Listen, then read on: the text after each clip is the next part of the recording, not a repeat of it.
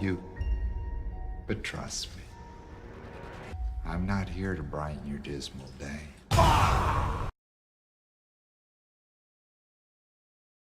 Guys, welcome back to my channel. These are some late movie reviews I'm going to be doing over this little course of time, and these are because, the end of the year is coming. I've been doing a lot of stuff in my life, so I've been really busy, but I want to do these quick movie reviews to kind of give you a heads up on what I thought of these personal movies and what movies I've seen this year, and because I want to do top 10, video by the end of the year and get you guys that. So here we go. Of course, as me, I write down the people who are in the movies, and I write down the runtime and the director to kind of make, because I'm not too good with names, so I'll forget. I mean, I know the director very well, but the other names, I have to write them down, so, and I'll tell you what I think of them. So, here we go, let's get started with the cast and what I thought of the cast personally. We got Sheri Moon Zombie. Now, Sheri Moon Zombie in this movie is a very generic Sheri Moon Zombie. She's kind of like that, throw in there, kind of look hot, kind of wife, Rob Zombie likes to do in his movies, and she's not really good at acting at all. She's very, kind of generic in this movie. They want her to be like that You're Next kind of character, like that, is it You're Next, the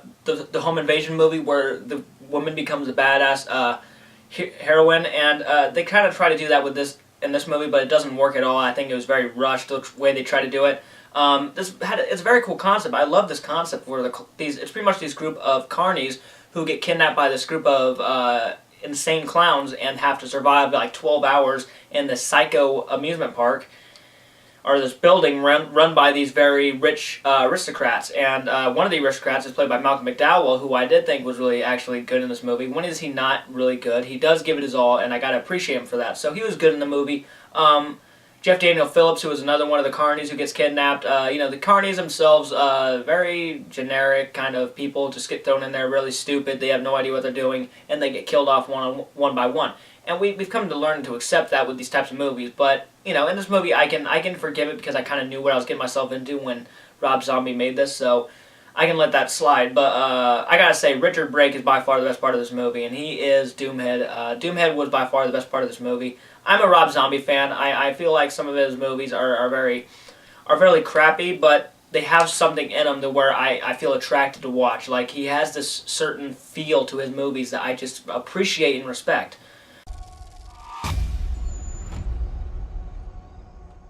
What the hell is this? And this movie is by far probably one of his more non-caring movies. Like, he didn't really go into it with a story that was actually going to be really, inspiring. He just wanted to make a slasher movie, and I gotta say, when it comes to its kills and its craziness, I gotta say it's a fun time. Now, there are some scenes in the movie that I had a problem with, like where it was just a strobe light on your face the entire, it was not 10 minutes, but the whole scene was like 5 minutes to 6 minutes long, and it's just one big, it's all just flashing, and it kind of hurt my eyes, and it kind of gave me a headache, so I couldn't forgive it for that. But overall, I do think if you're a Rob Zombie fan and you do want to check out this movie, I think you should check out this movie. Let you go in there, fresh mind, check it out. Tell me what you thought of it. It's an hour and 42 minutes. Okay, it's a pretty long, decently long movie. It's almost 2 hours long. It goes by really quick, which is a plus. It goes by very quick. That's probably the best part of the movie. It goes by really quick. It's a very fun movie. It doesn't take itself seriously at all. I felt like there was a lot of throwaway ideas in there, like the little Hitler midget clown. I thought he was a throwaway. I think they could have done something very funny and cool with him, but instead they just throw him away. Obviously, because Rob Zombie has a sick sense of humor, and I gotta say, there's some sick sense of humor in this movie that did not work for me. I do not care for the dead baby jokes. I do not care for the Nazi. I wish they went with someone else, to be fairly honest. But the way they used him was it just threw him away. I don't care for stuff like that. That's not one of the reasons why I like to watch Rob Zombie movies, actually. I don't care for the hate comments and the slamming he does against some people. I'm sure it's not intentional, don't get me wrong, but some of the stuff's not funny, and it's just kind of sickening to watch. But if you do like Rob Zombie's sense of humor, his directing style, you might get a kick out of it. But there's so many throwaway characters that I felt needed to be mentioned, and there was the Chainsaw Brothers, the midget, I thought was throwaway. Really only one cool-ass character in the movie, and he was used fine. The ending sucked, I gotta say. The ending was horrible. But I do think if you go in it with a fresh mind and you are a Rob Zombie fan and you like his style, you're going to enjoy the movie. However, I gotta give it a C+.